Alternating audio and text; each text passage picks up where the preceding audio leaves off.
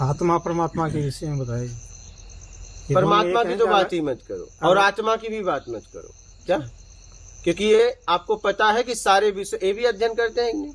अच्छा, फिर भी आप ऐसे प्रश्न कर रहे हो। उपनिषद पढ़ के आए हो, सच में पढ़े हो? इनकी बात होती नहीं है, वहां जाके रुक जाती। ठीक कह रहे हो। सच में आप उपनिषद पढ़े हो? ये उपनिषद पढ़ने वाले का क्वेश्चन है। हाँ, ये उपनिषद वाले का क्वेश्चन है। ये समझ में नहीं आई बात मेरे। आप क्या पूछ रहे हो वो भी आपको समझ में नहीं आ रहा है। शब्द दृश्य गंध रस स्पर्श से परे है आत्मा परमात्मा। आप बोल रहे हो आत्मा के बारे में बताओ मेरा से, और आप उपनिषद का अध्ययन करते हो। कितने सालों से करते हो? 1 साल से। बच्चों, 1 साल में अभी किसके साथ कौन पढ़ा रहा है आपको? आचार्य दयाराम जी। वो कैसे कैसे हैं 1 साल से ऐसे आदमी को ढो रहे हैं? हाँ, क्या पढ़ाया, क्या पढ़ाया इनको?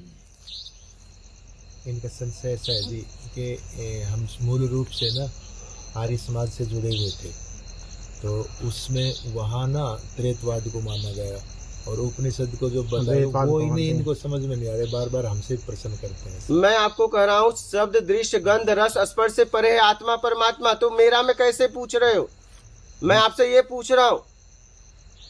अगर कोई और होता तो मैं उसको जवाब देता कुछ न कुछ, लेकिन आप कह रहे हो मैं उपनिषद का अध्ययन कर रहा हूँ। ठीक कह रहे हो। इनको क्लियर हुआ ही नहीं। आत्मा परमात्मा शब्द दृश्य गंध रस स्पर्श से परे है। मेरा में ये सवाल ही नहीं हो सकता। ये दोनों अलग है, एक ही है। मैं वो कहीं कह रहा हूं, ये मेरा से आप पूछ ही नहीं सकते। आप ये प्रश्न मेरा से नहीं पूछ सकते। अगर आप किसी से पूछ रहे हो तो गलती है आपकी, आप समझ नहीं पाए फिर। और आप पढ़ रहे हो उपनिषद, इसलिए मैं आपको कह रहा हूं। पहले तो आपको ये आप देखिए कि आपको कैसे राग द्वेष मोह आसक्ति इच्छा अपेक्षा मेरा कर्ता से मुक्त होके अपने आप में कैसे स्थिर हूं 100 में। उसके बाद यात्रा करी। ये कोई प्रश्न है ही नहीं है।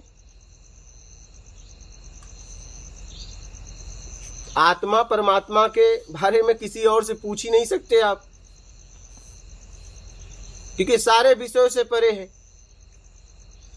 और पूछ रहे हो तो विषय है, फिर जवाब कैसे मिलेगा? बोलिए, कैसे मिलेगा?